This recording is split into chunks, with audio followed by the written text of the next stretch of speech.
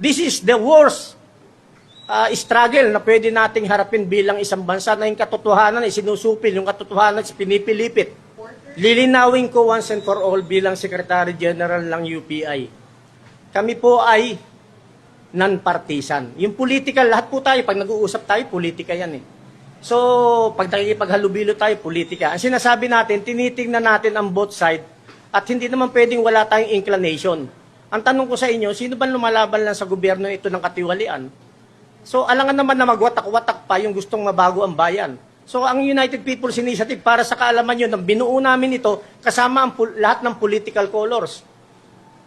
Alam nila ng lahat yan.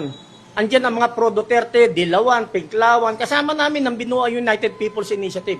Hindi po isang kulay ito. Yung po sinasabi natin na niyayakap natin kahit anong grupo, basta ang iisa yung ating common denominator. Nakikita natin yung mali at hindi natin pinagtatakpan at kaya nating ilaban to hanggang kamatayan.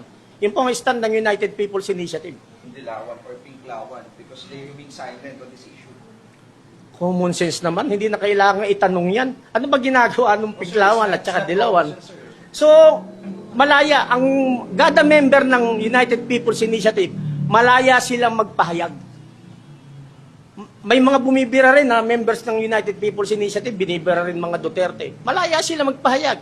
Pero sa kabuuan ng United People's Initiative, hinihikayat namin sila na tingnan kung alin yung tama at tingnan kung alin yung mali. Doon tayo nakaangkla. Dahil mahirap magkamali sa laban na ito. This is the worst struggle na pwede nating harapin bilang isang bansa na yung katotohanan ay sinusupil, yung katotohanan ay pinipilipit. Alam namin yan. At saka itong interview natin na ito, pag dumating sa mga editor nyo, baka hindi rin ilabas. Sanay na kami dyan. Kaya kami nakaangkla sa mga social media. Ulitin nyo yung sinabi ni Colonel Galang, hindi nyo kasalanan.